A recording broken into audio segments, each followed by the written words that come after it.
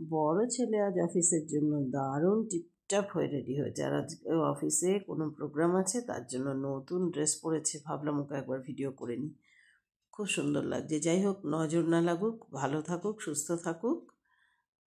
এই যে এরকম পুরো ফটোটা জোর করে তুলেই নিলাম আজ।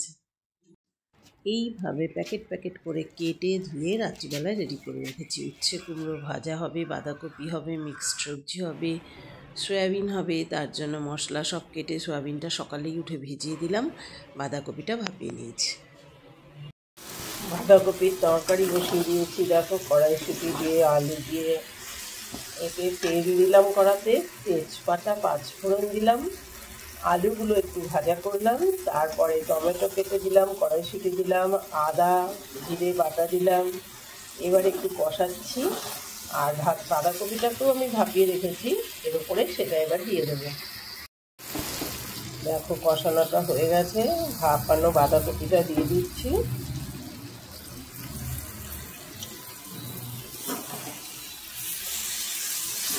শীতকালের বাঁধাকপি আবার না সবসময় না ভাপালেও কিন্তু বেশ হয়ে যায়, কিন্তু আমার যেহেতু পরিমাণে অনেকটা বেশি, আমি ওই রিস্কটা নিতে পারি না, ভাপিয়ে নিয়েছি। হ্যালো বন্ধুরা, তোমাদের সবাইকে আমার চ্যানেলে স্বাগত জানাচ্ছি। আর নতুন একটি ব্লগে তোমাদের সঙ্গে কথা বলতে আবার শুরু করলাম।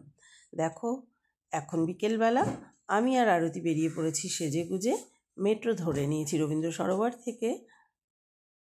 আমরা যাব বেলগাছিয়া স্টেশনে। শুনেছি বেলগাছিয়া স্টেশনের সামনেই পরেশনাথের মন্দির আছে, খুব বিখ্যাত। বললাম না 6 তারিখের পরে ভালো আর কি একটা দর্শনীয় জায়গা, সেই জন্য আরতি আর আমি বিকেল বিকেল বেরিয়ে পড়েছি।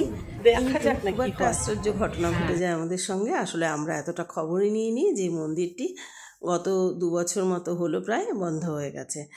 আমরা দুজনে তো সেজে গুজে গিয়ে উপস্থিত একদম।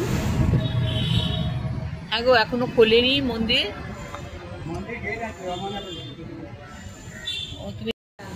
এখানে কিছু বোর্ডও লেখা নেই, আর কিন্তু ঝামেলা হলে পুলিশ তালা পুলিশে বন্ধ করবে, সেটা বন্ধ করবে। আচ্ছা, কতদিন এটা চলবে কাজ? কখন 2 বছর বন্ধ, আর কি হবে, এসে ঘুরে গেলাম। আমাদের মতো আরও অনেক দর্শনার্থী আছে যারা নাকি যা খবর না জেনে চলে এসছে। আসলে মন্দিরটি যে বন্ধ হয়ে গেছে সেটা সঠিক কোনো ইনফরমেশন কোথাওই দেওয়া নেই। আমরা আবার ওখান থেকে একটা অটো নিয়ে চলে গেলাম মানিকতলায়। শুনলাম মানিকতলার ওখানে অনেকগুলো পরেশনাথের মন্দির রয়েছে পাশাপাশি, মানে 3টে মন্দির। যাই হোক, আমরা ওখানে ডাইরেক্ট বলছিল যদি পার পার্সন পার হেড করে যাই 15 টাকা করে ভাড়া। আমরা সেইভাবে ওখানে পৌঁছে গেলাম। বাহ, খুব সুন্দর পরেশনাথের।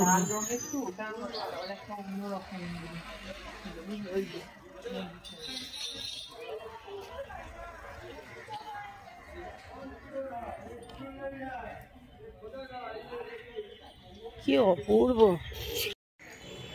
এটা হলো পরেশনাথের মন্দির। আমি আর আরতি চলে এসেছি পরেশনাথের মন্দিরে। এটা হচ্ছে তোমার শ্যামবাজারের ওখানে অবস্থিত। ভীষণ সুন্দর আর ভীষণ ভালো, এত সুন্দর চারদিকের পরিবেশ, একদম মন জুড়িয়ে যাওয়া মতো। দেখো কি সুন্দর।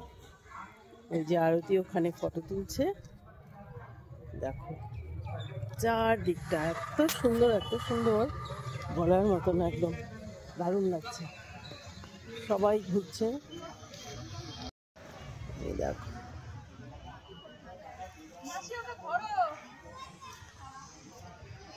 কি ভালোই লাগছে চারদিকটা।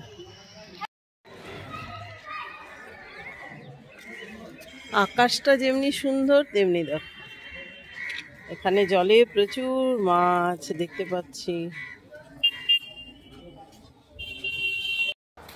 আমরা মানিকতলা পরেশনাথ মন্দিরে এসেছি। ভীষণ সুন্দর এই মন্দির। আমরা পুরো ঘুরে ঘুরে দেখলাম, কিন্তু ভেতরে ফোন অ্যালাউ নেই। এই যে মন্দির, এখানে ফোন অ্যালাউ নেই বলে তোমাদেরকে দেখাতে পারলাম না। এখানে দেখো একটা সুন্দর পুকুর রয়েছে, তাতে আবার অনেক মাছ আছে, বেশ ভালো লাগছে, দারুণ সুন্দর। দেখো ওই মন্দির থেকে বেরিয়ে আবার চলে এলাম, তার পাশেই আরেকটা মন্দির আছে এখানটায়। এটা আবার কলকাতা হেরিটেজ বলে লেখা। এটা জৈনদের মন্দির। হ্যাঁ, এই দেখো, এই জায়গাটায় আমরা আবার যাচ্ছি এখন।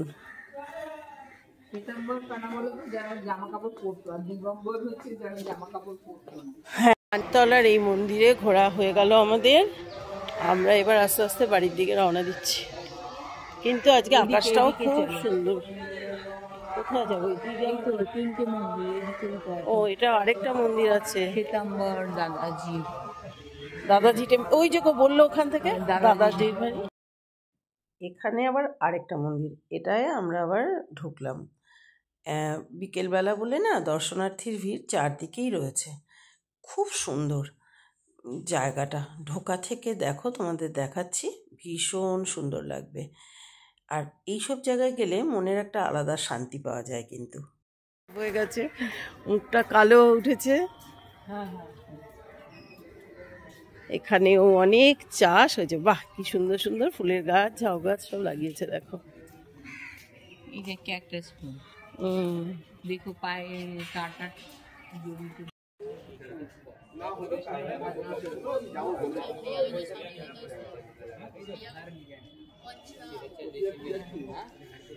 এখানে আসলে যেটা মনে হলো, ভেতরে কোনো মহারাজের সমাধির জায়গা।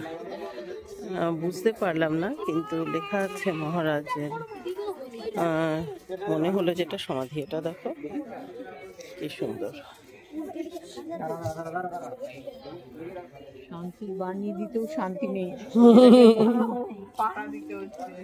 পাহারা দিতে হচ্ছে।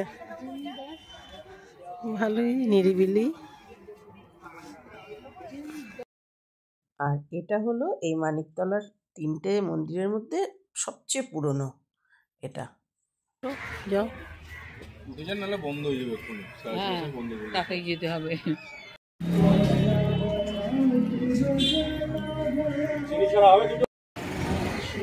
কেমন হলো চা খাওয়া? সঙ্গে আরো যে বিস্কিট এনেছিল তাই ভালো হলো।